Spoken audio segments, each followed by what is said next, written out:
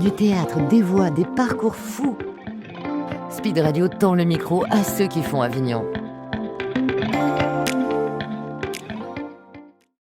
Eh bien, bonjour, on est en direct du Festival d'Avignon. On est avec Delphine. Comment tu vas? Ça va et toi? Ça va très bien, il fait chaud, mais on est dans cette belle énergie. Merci beaucoup de m'accorder ce podcast en tout cas. Avec grand plaisir, est-ce que tu peux nous parler de ton spectacle? Oui, alors ça s'appelle Delphine Van Exagère. Ça fait 2 ans et quelques que j'ai travaillé ce spectacle et là je l'ai retravaillé pour le festival. D'abord le visuel. Complètement changé le visuel, vous verrez sur les sites que c'est pas le même qu'aujourd'hui. Ensuite le synopsis et puis la durée. Pour le festival d'Avignon, bien sûr, on a une durée limitée. Et pour tout te dire, comme tu l'as vu, puisque toi tu es devant moi, j'ai aussi retravaillé un petit peu par la force des choses le rythme, puisque je me suis cassé le pied le 1er juin. Donc je ne peux pas normalement poser dessus, je dois prendre des béquilles, etc. Donc le rythme est un peu différent, ne serait-ce que sur scène, j'ai mes copines. Les béquilles. Et j'imagine que tu as dû un peu adapter le spectacle. J'ai adapté tout, en fait. Quand ça t'arrive, tu dis waouh, qu'est-ce que je fais? J'abandonne tout parce que je connais le festival pour avoir accompagné il y a 3 et 2 ans mon pote Maë. Je faisais quelques premières parties au Comedy Club, mais c'était pas avec mon spectacle. Et donc je sais à quel point c'est dur le festival. D'autant que quand tu es artiste, tu joues tous les jours, là, pour le coup, ton spectacle. Mais voilà, j'ai trouvé des solutions. Je prie pour qu'elles tiennent. Donc, comme cet engin que tu vois derrière, qui est tombé en panne 2 fois depuis l'achat, c'est magnifique. Et puis, je cherche encore un peu mon rythme sur scène, mais au bout de 4 présentations, ça va. Je commence à trouver les bons tableaux, les bons rythmes entre le tabouret, les béquilles, et puis aussi être debout, parce que normalement, on me dit souvent que j'ai une énergie débordante et communicative. Donc en rigolant, je dis au public maintenant, écoutez, ce qui me fait le plus peur aujourd'hui, c'est que si j'ai plus d'énergie, je vais être obligé d'être drôle. Excellent. Parce que oui, effectivement, si vous croisez Delphine dans les rues d'Avignon, elle a un petit, comment on pourrait appeler ça? Un scooter de mobilité, ça s'appelle. Eh ben, c'est joliment dit. C'est joliment dit, sauf que normalement, quand il tombe pas en panne, c'est de la mobilité, sinon c'est l'inverse. Donc c'est un petit scooter de mobilité avec 2 vitesses, tortue et lièvre. Autant te dire que on n'a pas fond. Il faut éviter surtout les pavés. En tout cas, ça me permet de pouvoir aller à la rencontre des gens. Ça me permet d'aller jusqu'au théâtre de l'Observance, puisque d'ici et là-bas, ça fait très loin. Et c'est un festival dont je vais me souvenir forcément. D'abord parce que c'est le premier avec mon spectacle. Et puis parce que dans ces conditions, c'est un peu particulier, quoi. Et est-ce que justement, tu peux nous parler un peu de ton spectacle, nous le pitcher? Oui, alors, comme je dis sur le pitch que je viens de refaire, on m'a toujours dit toute ma vie que j'étais trop, quoi qu'il en soit, donc trop sensible, trop intense, trop entière, etc. Et donc je me dis à un moment donné, est-ce que c'est le monde qui ne serait pas assez?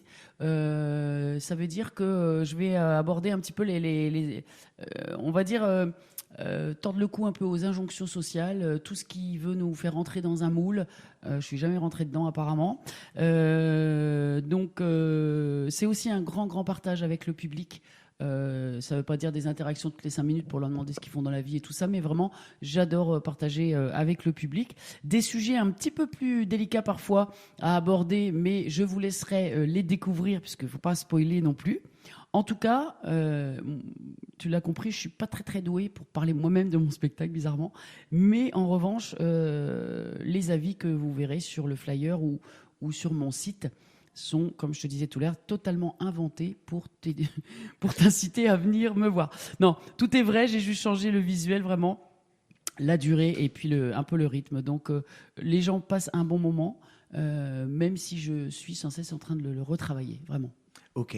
Et donc, il y a encore un processus de travail, c'est ça? Excuse-moi? Il y a encore un processus de travail, c'est ça? Eh ben, je crois que ça s'arrête jamais, en fait, parce que au fur et à mesure,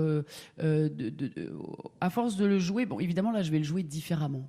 Mais alors, jouer avec un autre rythme, ça veut dire aussi développer d'autres choses, tu vois, par rapport à l'émotion, par rapport au rythme. Quand tu changes le rythme, tu changes aussi le rapport avec le public, tu changes aussi la façon de dire les choses, etc.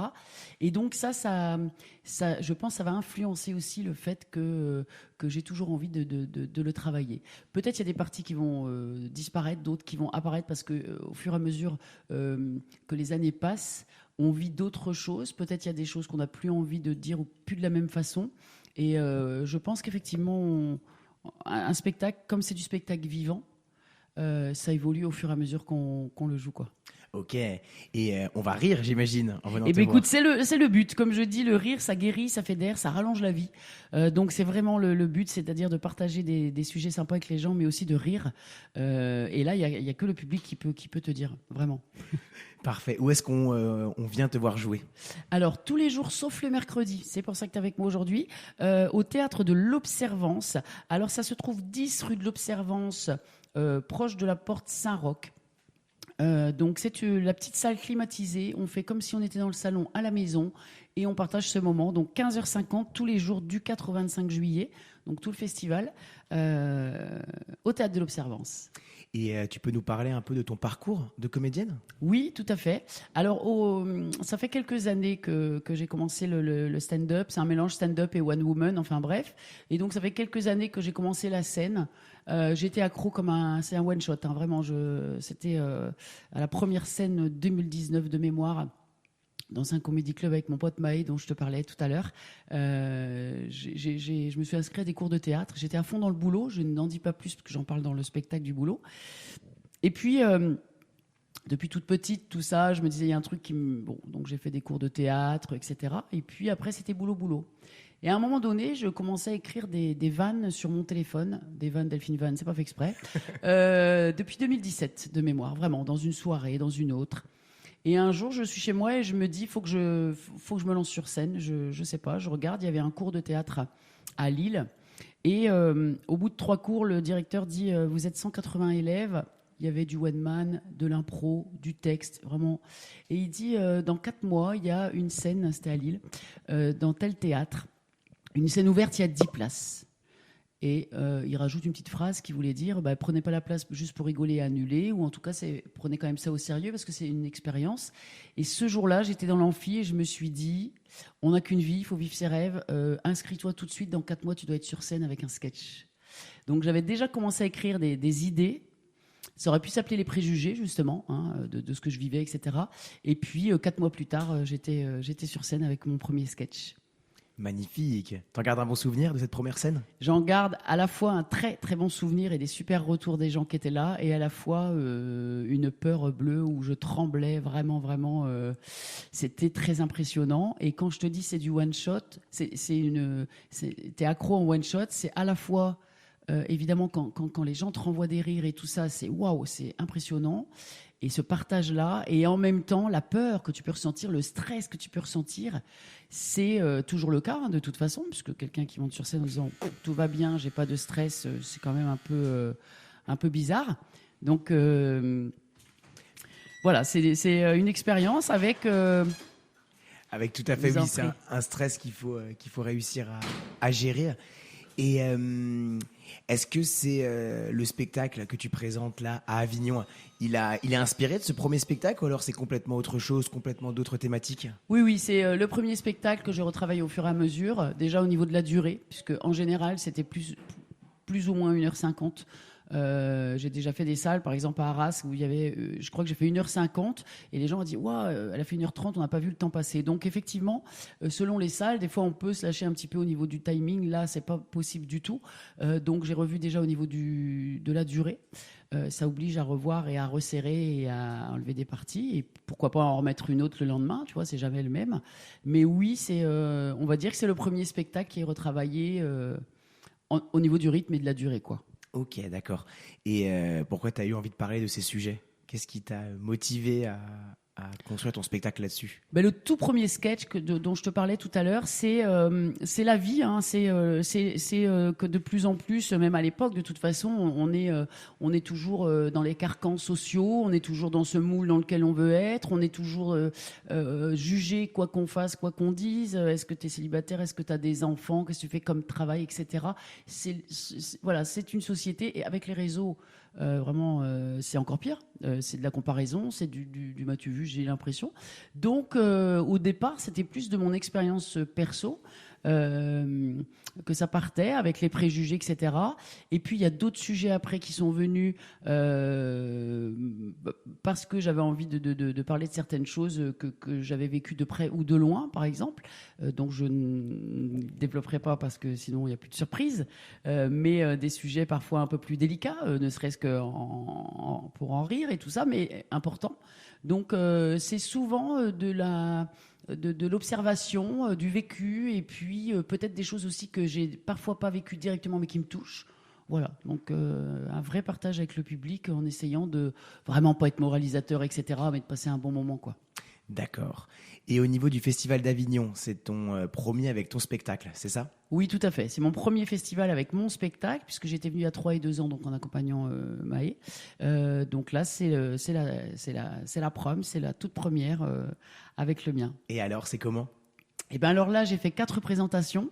Donc j'ai cherché un petit peu le rythme parce que j'ai à la fois les 2 béquilles, à la fois voilà. Donc normalement, je suis réputée pour avoir une énergie, je ne sais plus si je te l'ai dit tout à l'heure, exactement, je l'ai dit débordante. en début, débordante. Donc là, je me dis waouh, faut que je change tout ça. J'essaye aussi de faire en sorte que ce soit agréable aussi pour les gens. C'est-à-dire au niveau visuel et autres, parce que des tableaux où tu es tout le temps en train de prendre tes béquilles ou de les reposer, surtout qu'elles tombent. Donc là, je pense que j'ai trouvé un petit rythme avec des tableaux un peu sympas, entre je suis un peu debout, je suis un peu avec ou sans les béquilles, et un petit peu aussi sur le tabouret. Ok, d'accord. Si jamais tu devais dire quelque chose pour donner envie à quelqu'un de venir te voir, qu'est-ce que tu lui dirais? Ayez pitié de moi, je me suis cassé le pied. Non, non, je dirais que je suis totalement sincère et que je pense que ça, c'est important. C'est ce que les gens me renvoient en général. Tu pourras regarder un petit peu ce qui se dit sur mon spectacle depuis que je le joue.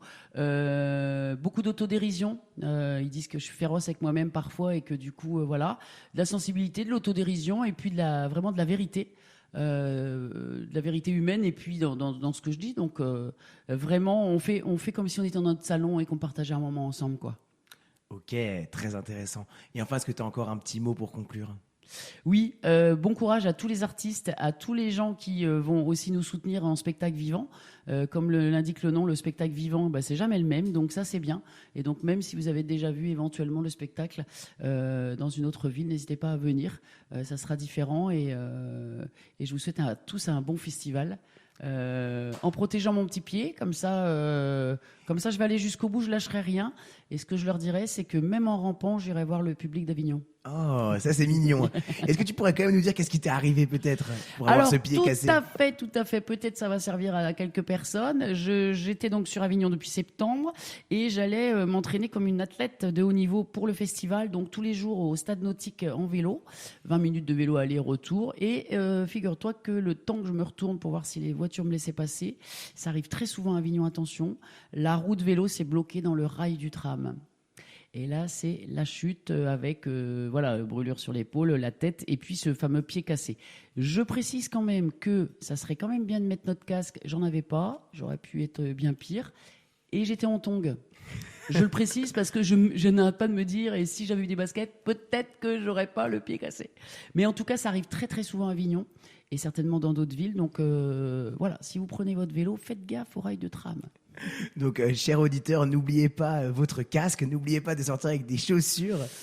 Mais en tout cas, tu es courageuse et surtout, tu as une très belle énergie. Donc, ça donne vraiment envie de venir te voir. C'est très gentil. Merci à toi.